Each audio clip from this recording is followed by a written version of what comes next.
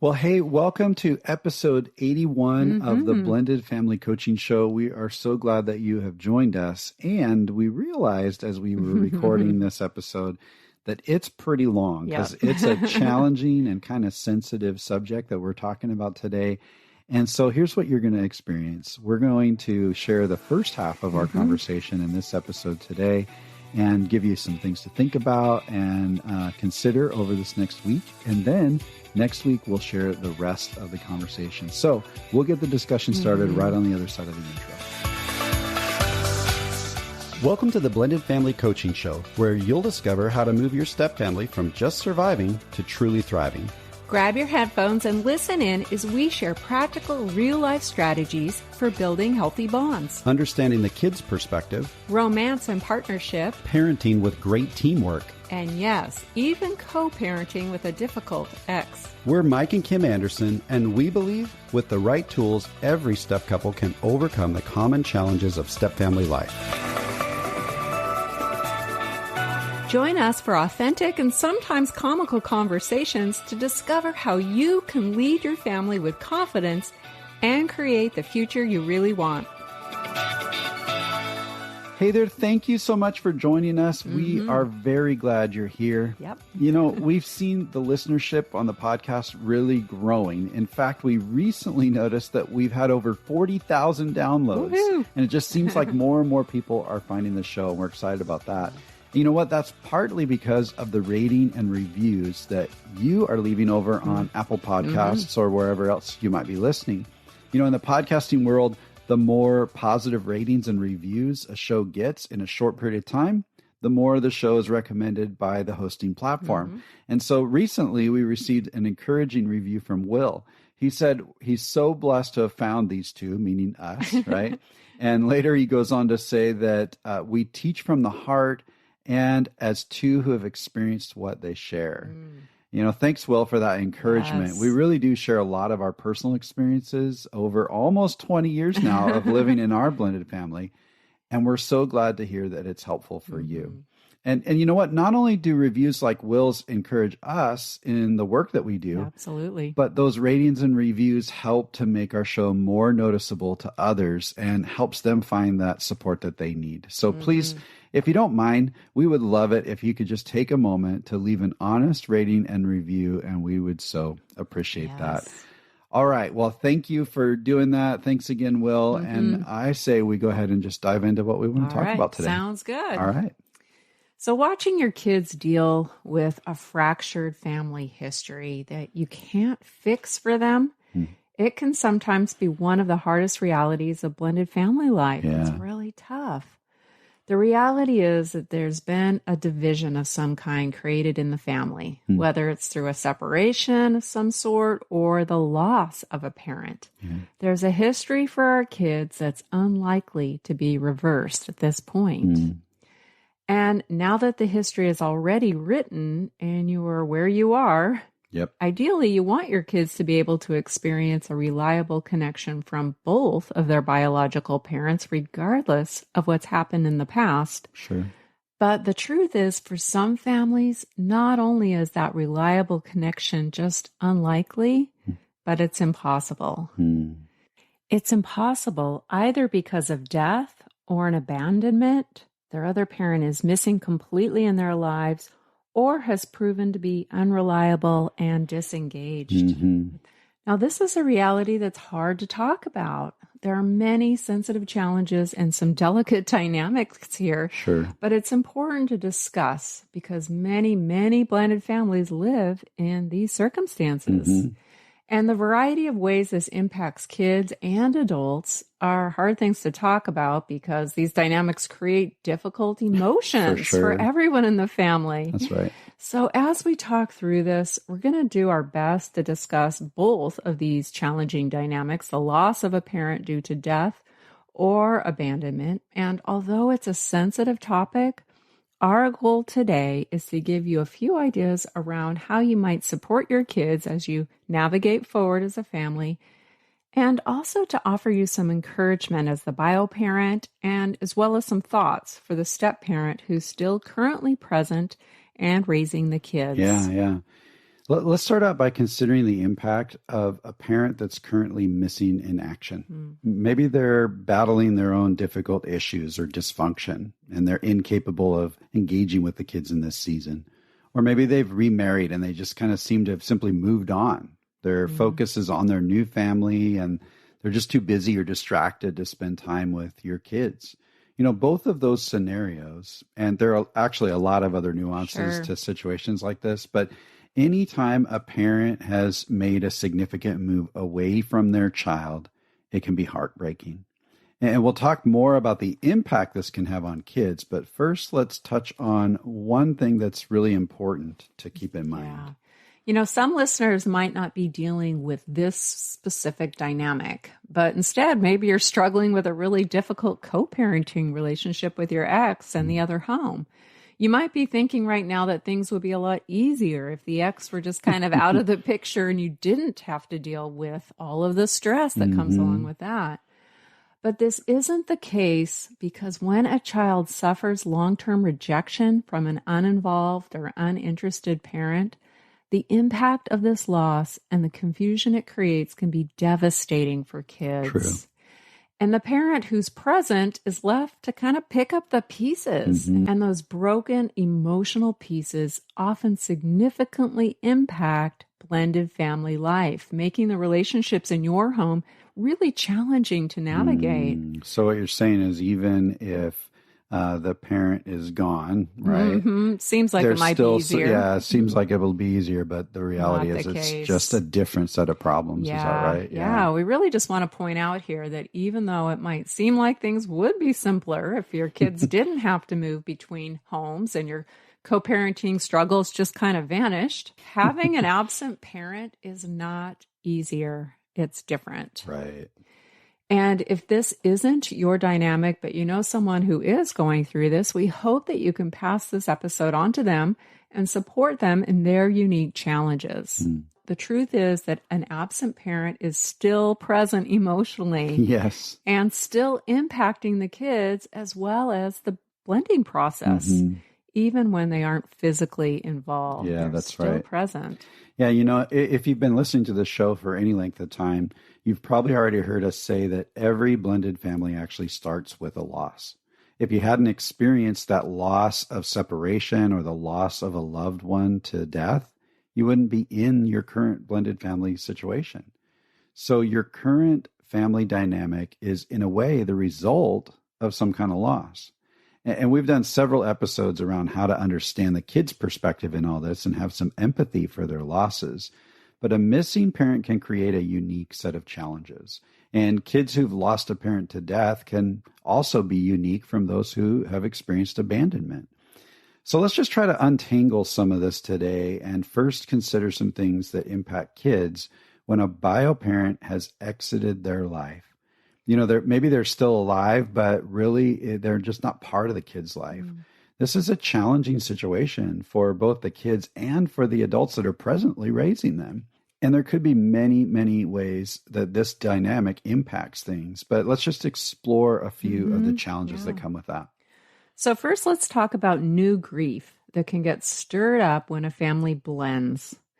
So kids with a missing parent are already confused and hurting. Maybe they've been blaming themselves.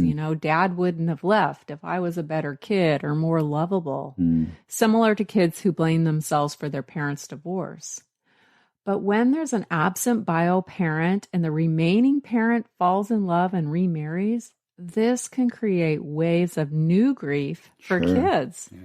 Kids can still experience loyalty binds between their absent bio parent and the new step parent. And if they've been holding on to the hope that their absent parent will soon return, they might be concerned that there won't be a place for them in the family if the remarrying parent is now moving on and forming a new blended family. Sure.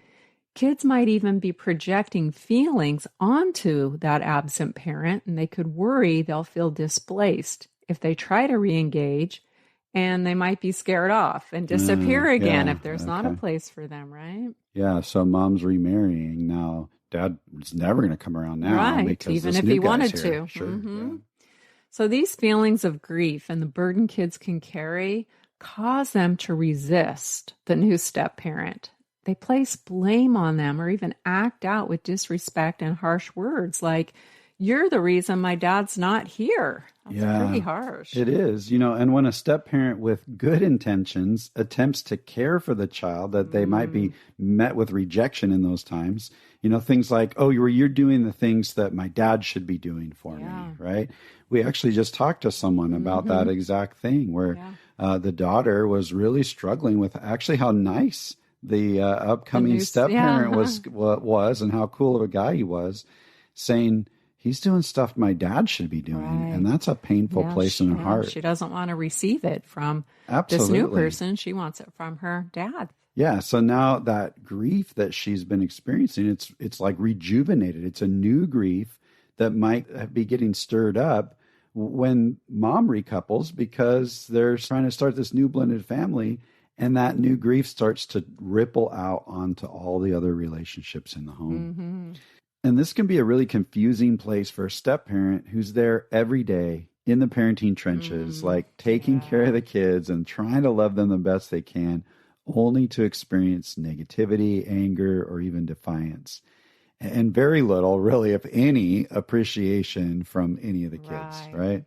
This is an important reality check for us because it's really easy to think that a child with a missing parent would welcome a step parent in to fill that role in their lives. Yeah, and some children will, depending on their age and their disposition and some of the experience that they've had, but others won't.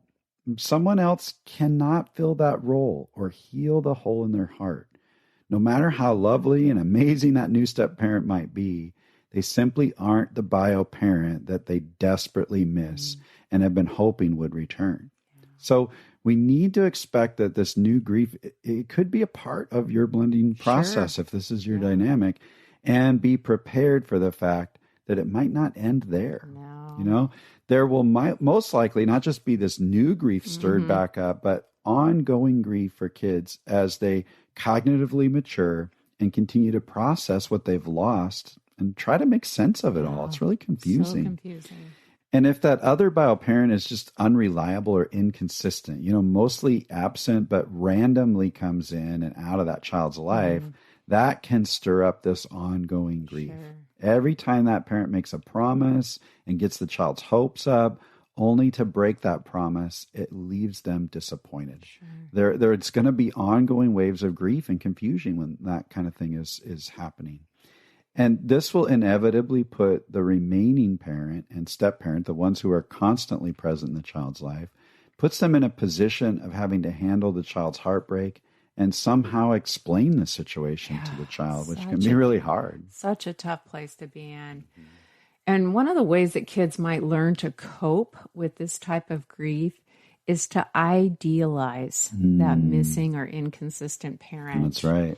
It's common for kids to think highly of their missing parent, even when there's evidence that contradicts their beliefs. A child with an inconsistent parent who's broken multiple promises might still believe their parent is responsible and going to show up for them. A child whose parent has been absent for years might still be holding on to the belief that they're planning to return any day now. In their confusion, kids will want to fill in the gaps by creating their own storyline about what's happened in the past and what will happen next. Yeah, and the same thing can be true for kids that have lost a parent due to a death. That was my story when I was a kid. I was only 1 year old when my mom passed away. And as I grew up and I became old enough to realize that there was a piece of my life that was missing, I started to imagine what my mom might have been like. I started to idealize her.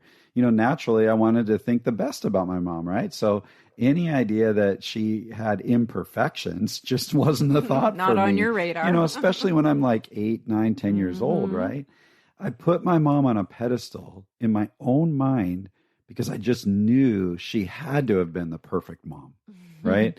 So step parents who might be in this particular situation where your stepchild maybe lost their other bio parent either due to a death or an abandonment at a young age, you need to recognize that you're in a tough position because it could be that your stepchild is idealizing that missing parent And it's possible that you're unintentionally being compared to an ideal. Now, don't worry, all is not lost. You don't need to feel defeated, but you do need to understand that this dynamic could be real. And what you need to do is sidestep the competition with that ideal. And we're going to talk a little bit more about that later. For now, just recognize that some kids with missing parents are going to idealize them in their own mind, strengthening that hope of their parents' return. We're so excited to let you know about something brand new we've created just for you. We've realized that with so many episodes available here on the show, it might feel a bit overwhelming to find the topics that matter most to you. That's why we've created a simple tool for you to receive a personalized playlist focused on your current struggle or your biggest challenge. That's right. It's called the Blended Family Breakthrough Quiz. You'll answer just a few questions, and based on your responses, we'll email you a curated custom playlist of episodes that are specific to you. This simple quiz will direct you to the most impactful episodes that pertain to you personally and keep you on track in your journey of discovery, learning, and growth. So, scroll all the way to the bottom of the show notes for this episode and click the link to take the Blended Family Breakthrough Quiz today. Okay, let's get back to the discussion.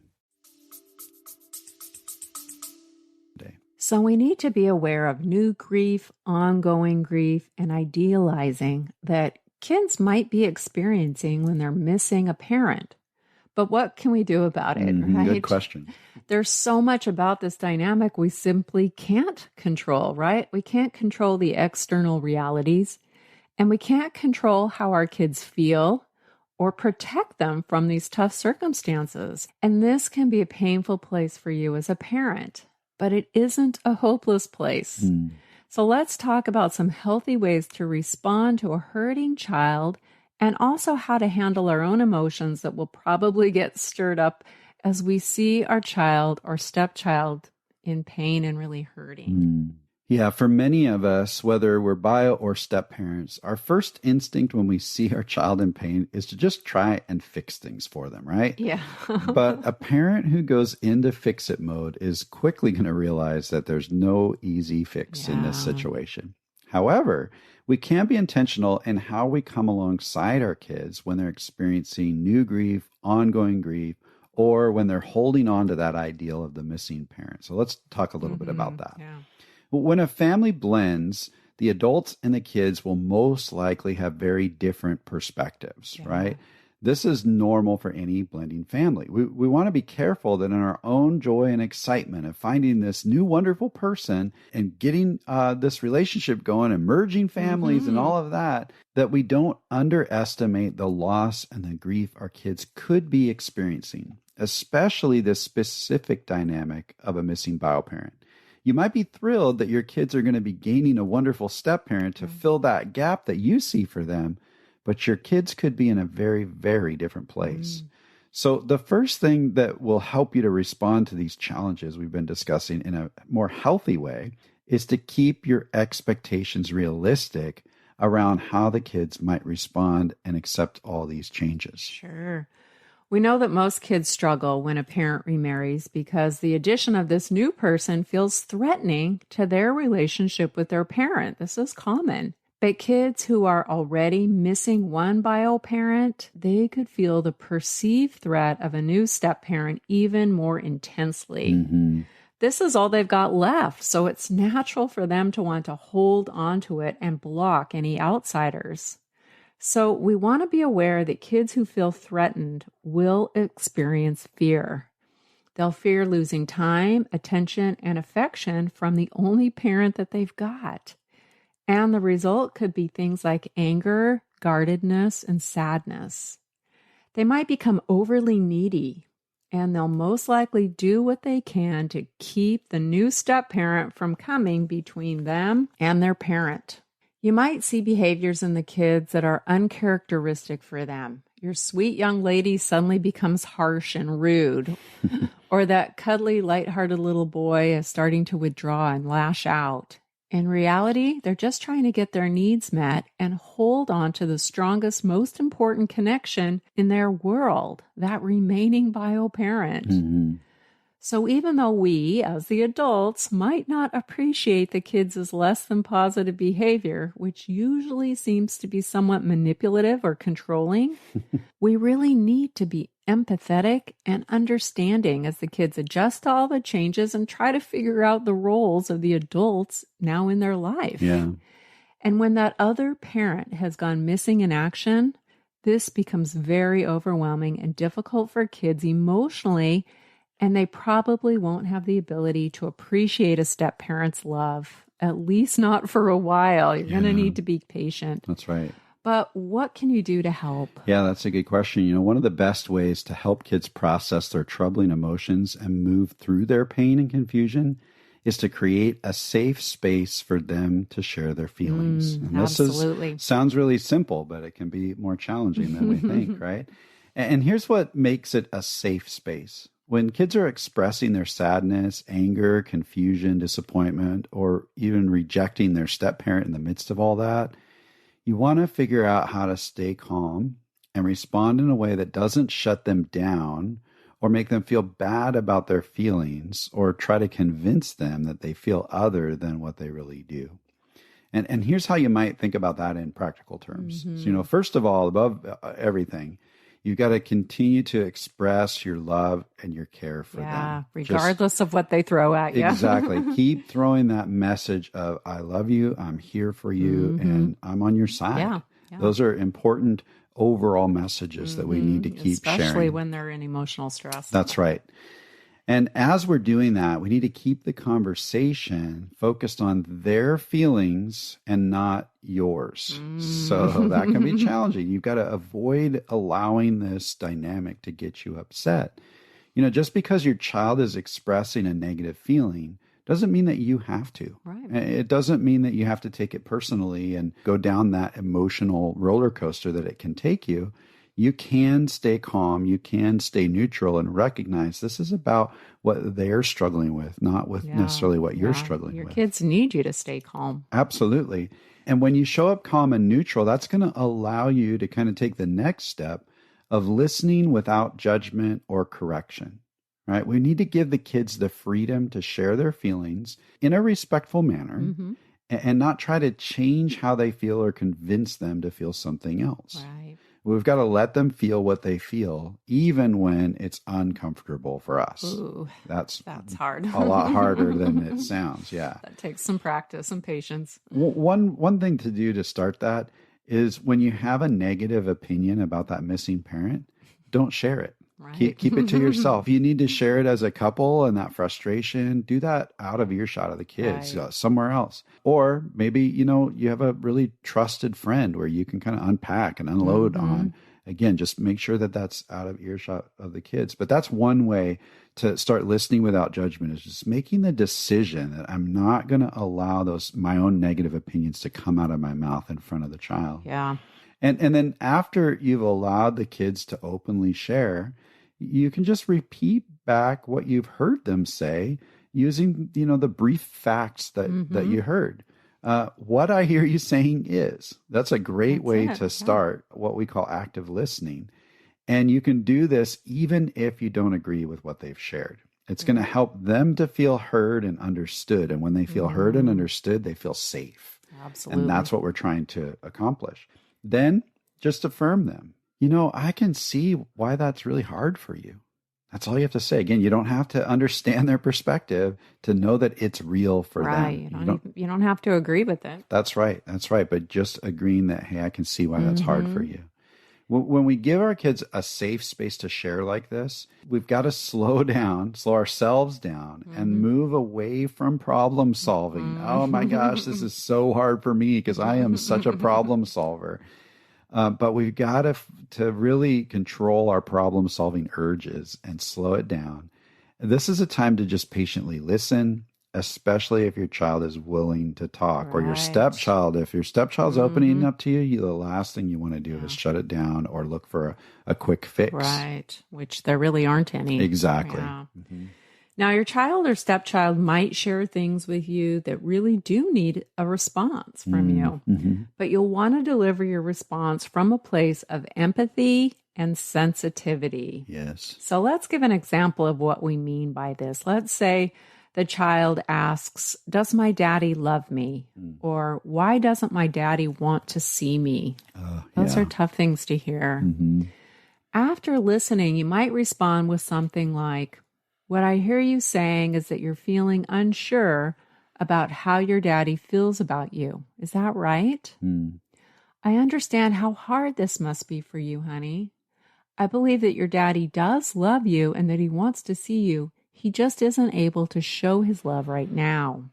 I love the way that you put that. And one of the things that's really interesting is when a kid asks a question like that, our tendency is to want to give them an answer. But I want to just point out for everybody, what you actually did was you started with a question to affirm what was underneath their question. Right. It was, "Oh, what I hear you saying is that you're feeling unsure about how daddy feels about you right now. Is that right?" And then leave some space for them to answer. So keep that in mind. Just when they're asking a direct question, you might try to think about, well, how can I confirm what they're really asking? What's the question under the question? And in this case, it's you're feeling unsure about how dad feels. Right. And letting them affirm that. That creates real security and safety in the middle of the conversation. Right. Yeah. And they come to realize that even though what they're feeling is painful, they're not bad for feeling it. Exactly. It's okay that they feel what they feel. So once you've affirmed what the child has shared, without trying to fix anything, you want to simply keep that bridge of connection open with the missing parent. That's interesting. When kids share statements like this, "Does my daddy love me?" they're really wrestling with these difficult emotions around that missing parent. When they do that, we want to stay in the neutral zone and be careful not to say anything negative about the other parent. Bad mouthing even an absent parent is going to backfire because kids still have a relationship with that absent parent, whether it's real or imagined. And your negative comments are going to tap into their loyalty bind and add to their confusion and their pain. And ultimately, it could motivate the child to pull away from you and to shut down because of that competing loyalty that they experience. Sure, and maybe your situation is around an inconsistent parent that's made promises to your child, and the child's expressing some expectation and excitement because they're really looking forward to spending time with that parent that's been missing. However, based on the parent's track record of irresponsibility, you're really concerned that they're not going to show up again, and you're not sure, what to say to the child to prepare them for that. Well, you can approach that with something kind of like this. "Hey, I can tell that you are certain that dad's going to show up this weekend like you promised, and you're really hoping to see him, aren't you? I hope that you get to do that. You really deserve to spend some time with him." See, that's kind of a gentle way to engage with them, and you're on their side. You're saying, "I want you to get that time," and you're just noting that their expectation is there. But you're staying focused on those expectations without being critical or voicing your opinions of the irresponsible parent, right? So that helps you stay in the neutral zone. At that point, you might even give your child a softer place to land if they do end up facing some disappointment. You can do that by saying something like, "I wonder what else you could do today if somehow the plans change." Right. It's not, "Oh, if your dad doesn't show up," but if somehow the plans change, what do you think you could do today? That just helps the child to adjust their expectations without dashing the hope and the desire that's really in their heart. And this is a real delicate one to manage. It's challenging. So you want to be sensitive and really thoughtful about how you're going to phrase this, and be mindful when you're communicating with the child about that undependable parent. They love that parent and they're connected to that parent. And so you're going to create your own barrier, like Kim said a little bit ago, if you start bad mouthing. Now, one thing I do want to point out too, on all these examples, pay attention to the way that Kim and I are expressing it, and our tone and that kind of thing. Calm. Pay attention to your body language and that kind of thing. If it's, Well, I wonder what else you could do today because the plans might change. If you say it the wrong way, that can actually speak messages you don't want to speak either. Stay in the neutral zone. Stay in the neutral zone. Yeah, that's right. Yeah. Okay, well, that's where we're going to end the conversation for today, but we will be bringing you the rest of the conversation next week. So we hope you'll join us then.